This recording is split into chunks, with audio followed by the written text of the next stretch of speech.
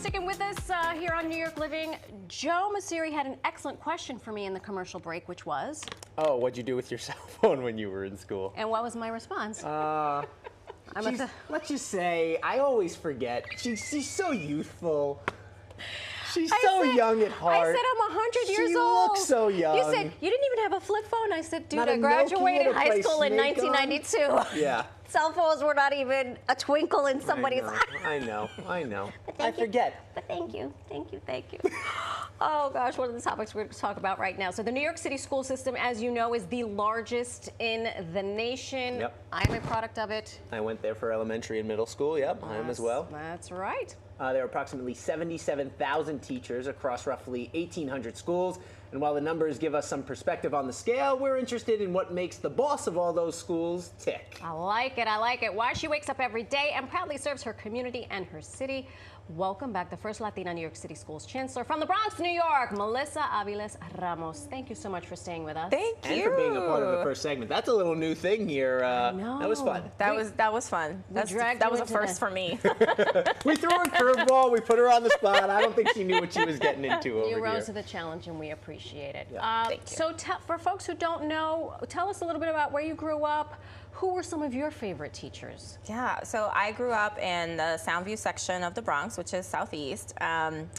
I went to Catholic school, actually. My mom, my brother and sister are much older than I am, and so they didn't do so well in public school. Both of them ended up getting GEDs, dropped out of high school, and so my mom said, you're the youngest, you're going to Catholic school. And in true Puerto Rican mom fashion, she was like, and you will do well. Yes.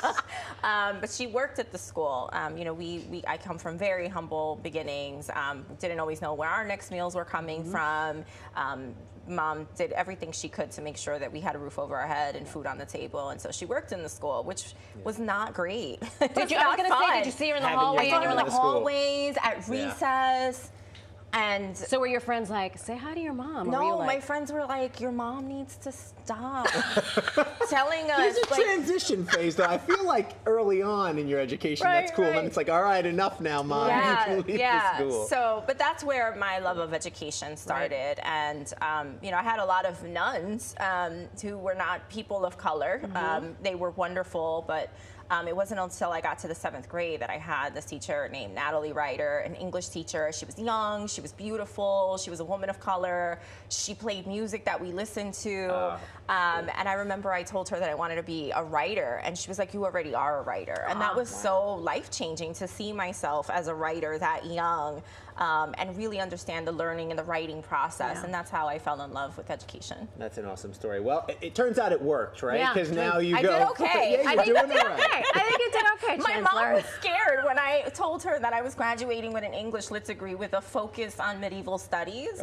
She's like, what are you going to do with that? What are you going to do with that? I was like, I don't know, actually, but I'll figure it out. But it's fun to study and learn about. That's right. All right, we have to do a little housekeeping here, though, because we talked about it in the break here. The cell phone ban going into effect in all schools across the New York City public schools. So what are your thoughts about them and logistics? How are we going to handle this when the kids go back on the first day? Yeah, well, it's a law, so it's here to stay, and we will comply.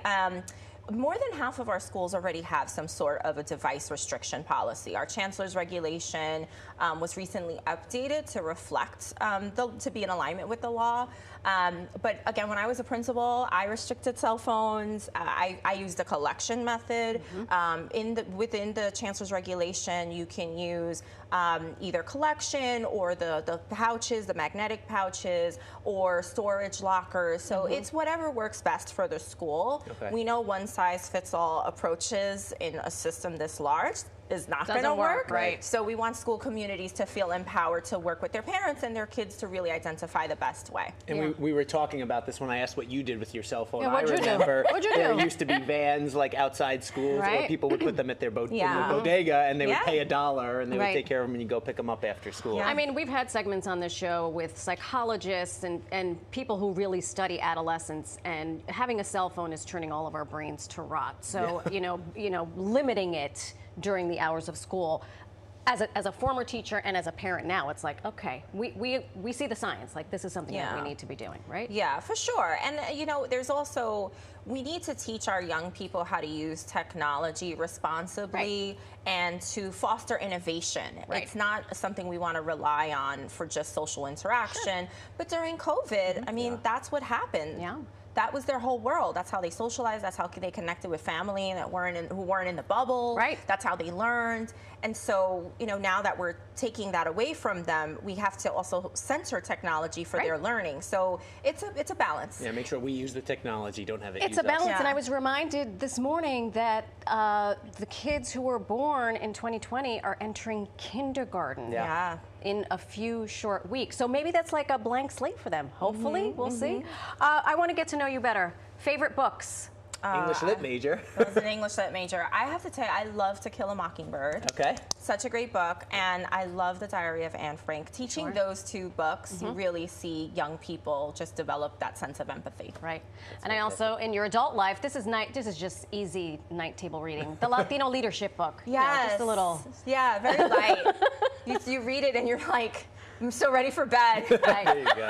You get through a page But at a it's time. so empowering. And then I wake up in the morning and, you know, I have 1,000 ideas. God bless my poor partner. I'm like, I was thinking this at 2 a.m. He's like, go to bed. Go to sleep. Let's talk about what you do to preserve your sanity. Yeah. I understand crocheting is a hobby of yours? I do. Wait, is crocheting the one with one needle or two? It's one. It's Okay. the I hook love and to the... crochet. I love to do latch yard. Stop it. Yeah, I love know. this. I haven't done them since October 2024. Okay. You've been a little busy? You're just a little Been a busy. little You're just a little busy. What have you made? I've made scarves. I've made like those doilies for the kitchen. Like, Yep. yeah, Love it. really. Hot plates. It was, and I started when I was about 10. It's a very weird hobby for a 10-year-old girl. Hey, I love it. At meditative, recess, while she's watching soothing, her there you mom go. yell at some of the kids. So I'm just gonna sit here with my crocheting. I need to see you in your first like big massive meeting. Stand by, I'll be there 1 second. Purl 2, knit 1. Okay, I'm ready. Last but not least, what is your go-to order at the bodega? Bacon, egg, and cheese, all one word. Bacon, Hey, egg, and cheese. hey, Bacon, egg, and cheese. I hey. listen to that in the morning when I go to order. It's fantastic. I love it. Salt, pepper, ketchup? No, All right, no. I'm a Don't salt, be pepper. ridiculous. I'm You know what? You're I'm a salt, pushing it pepper, too ketchup far. guy. I'm a Schools bacon, egg, Chancellor, and thank cheese. you so much, Melissa. Thank Aviles-Ramos. you. Good luck on the first day of It school was and great throughout being the with school you year. guys. Thanks for Thanks. stopping by. Come back next time. You know what? He's going to need a scarf. I may need and some the winter's socks. coming. Can you come back? We'll Maybe next You winter. can teach us. All right, fair enough. Thank you so much. Thank you.